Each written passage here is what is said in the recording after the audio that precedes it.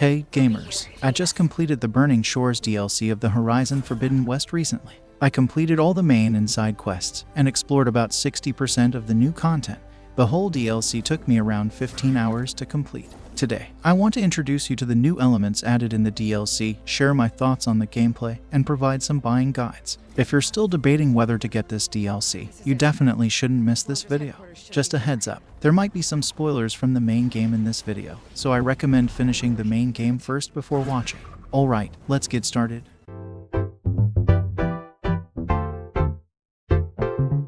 First of all, the DLC's story takes place in the old world of Los Angeles, and the central tribe of the story is the last tribe introduced in the main game, the Quen tribe. They come from the relatively advanced side of the Pacific and, like Aloy, are aware of the existence of the Focus. Quen tribe consider other tribes to be barbaric. The most important character of the DLC is Seika, who is from the Quen tribe. Seika has many similarities with Aloy in terms of background and being considered a troublemaker by his tribe. Perhaps it's because of their similar backgrounds and thoughts. They understand and respect each other. Their bond deepens as the story progresses, and some players may feel that it becomes overly intense, leading to some controversy. People who are following the news might be aware of the controversy surrounding this DLC, but this video won't dwell too much on that topic.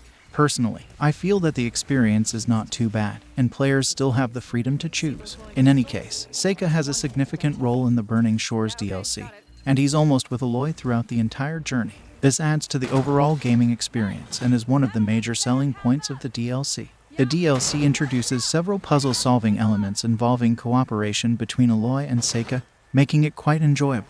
In the main game, most of the companions only assist in combat, and sometimes may not be very helpful. However, compared to the companions in the main game, Seika's presence is very prominent and adds a lot to the gaming experience. Alright, speaking of new elements, besides the cooperative puzzle solving with Seika, there are quite a few other additions in this DLC. First of all, the DLC introduces several new skills. Although there are many new skills added, there are no extremely impressive ones, and there are very few new gameplay mechanics derived from these skills, which is a bit of a pity. However, there is one skill that stands out as both cool and useful, and that's the machine grapple strike in the hunter skill tree. It allows Aloy to hook onto fallen machines from a distance and then leap over to attack them. By using the resonance markers and the right angle, you can trigger a resonant explosion in mid-air with her bow, creating an incredibly satisfying combo. It's really awesome. By the way, the new skills added in the DLC can actually be used in the main game as well. I happened to purchase both the main game and the DLC together, and when I played the DLC, I realized that I had already used some of the newly added skills in the main game. The advantage of getting both together is that you can use those new skills in the main game, but the downside is that the surprise factor of the DLC may decrease. In terms of equipment, apart from adding some legendary weapons and outfits, they also introduced an entirely new type of special weapon, which is very well designed and powerful. It's a lot of fun to use, but I got it almost towards the end of the game, so that was a bit disappointing.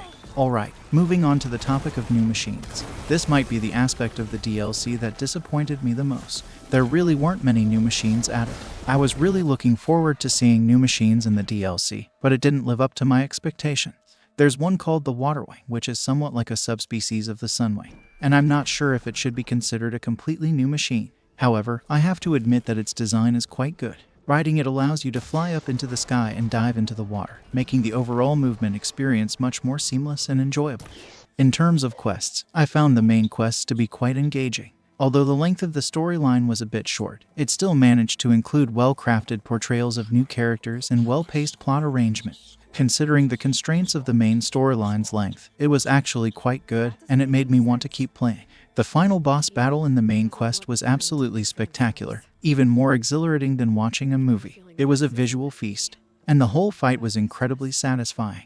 The overall difficulty was also not low, and there were some new gameplay elements that were well thought out and added a lot of depth. To avoid spoilers, I won't show any footage of the final battle, but I have to say, if I were to express how satisfied I was with it, I'd say the final boss battle alone would be worth around 70% the price of DLC. Before facing the final boss, I was a bit hesitant about the price, as it wasn't clear if the new content would be worth it. However, after completing it, I can confidently say that it was worth it, and I have no regrets about buying it. However, on the other hand, I feel that the DLC's side quests were a bit weak. It seems like they only added 3 or 4 side quests, and they didn't leave a strong impression. Compared to most of the side quests in the main game, they were somewhat lacking. Besides the side quests, the DLC also introduced a new Cauldron mission, which had a decent level of difficulty and was quite fun to play. Now, moving on to the new exploration areas, I must admit that I'm not very familiar with present-day Los Angeles, let alone the post-apocalyptic version 1,000 years later, so I didn't feel much resonance with the setting.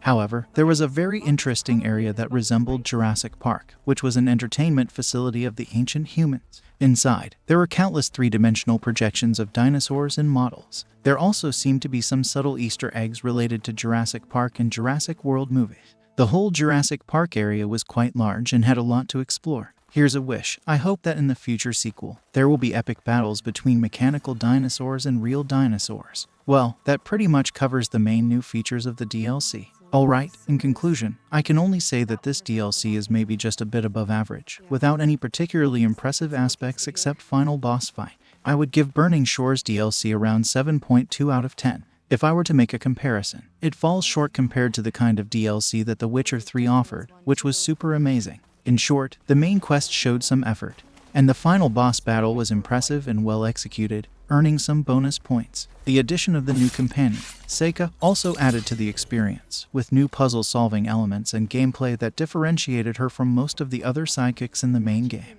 The most disappointing part was the addition of new machines, which was limited.